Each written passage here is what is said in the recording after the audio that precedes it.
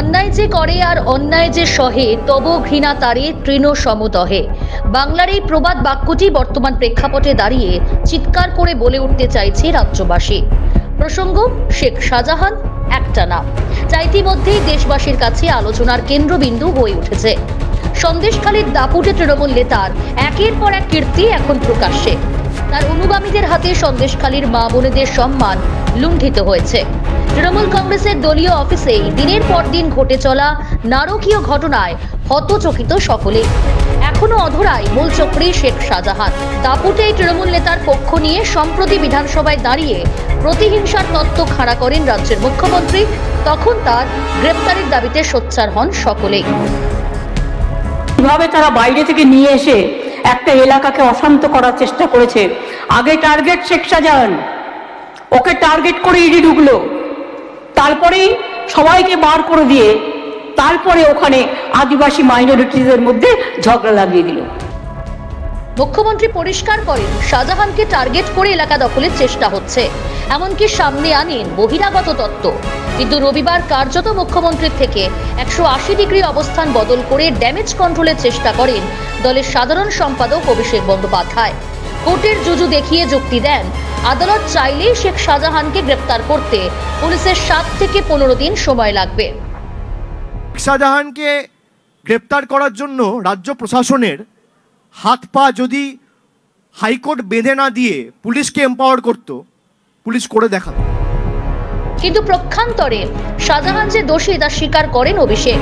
সেই প্রসঙ্গে বলতে গিয়ে নিয়োগ দুর্নীতিতে ধৃত প্রাক্তন মন্ত্রী পার্থ চট্টোপাধ্যায় ও রেশন দুর্নীতিতে জেলবন্দি প্রাক্তন মন্ত্রী জ্যোতিপ্রিয় মল্লিকের প্রসঙ্গ তোলেন তিনি। বলেন, পার্থ চট্টোপাধ্যায়ের বিরুদ্ধে অভিযোগ এসেছে, ব্যবস্থা নিয়েছে। জ্যোতিপ্রিয় মল্লিকের বিরুদ্ধে অভিযোগ এসেছে, তাকে মন্ত্রিসভা থেকে বাদ দেওয়া হয়েছে।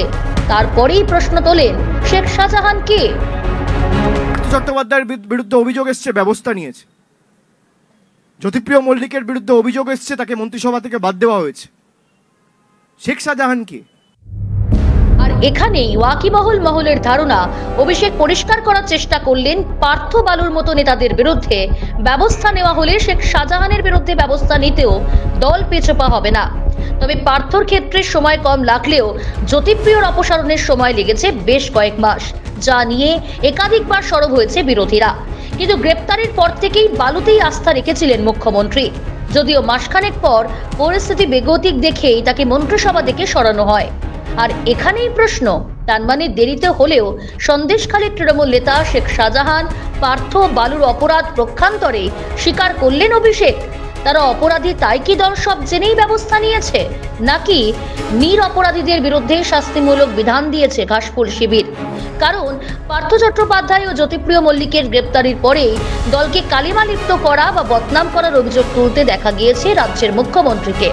তাদের পাশে দাঁড়িয়ে কেন্দ্রীয় তদন্তকারী সংস্থাকেও নিশানা করতে ছাড়েনি মুখ্যমন্ত্রী, যদিও বিরোধীরা প্রথম থেকেই দুর্নীতির বিরুদ্ধে সরব ছিল। এবার কার্যত সেই অভিযোগকেই ঘুরিয়ে শিলমোহর দিলেন দলের সাংসদ অভিষেক বন্দ্যোপাধ্যায়। প্রশ্ন উঠছে, সব জেনেও কি সন্দেশখালীর বেতাজ বাদশা সহ জেলবন্দি নেতা মন্ত্রীদের সমর্থন করেছিলেন মুখ্যমন্ত্রী? যেখানে দলের সাংসদ সব জানেন, সেখানেই মুখ্যমন্ত্রীর এই আচরণে বিতর্ক তৈরি হয়েছে। তাহলে বাঙালির সেই প্রবাদ বাক্য বলতেই হবে, অপরাধ করা বা অপরাধীকে সমর্থন করা দুটোই সমান অপরাধ। তাহলে কি সেই দোষেই দুষ্ট রাজ্যের প্রশাসনিক প্রধান, নাকি তার দপ্তরের চরম গাফিলতির দায় নিতে হচ্ছে তাকে? আপাতত এই প্রশ্নটাই ঘুরপাক খাচ্ছে রাজ্য রাজনীতির অলিন্দে। ক্যালকাটা নিউজ।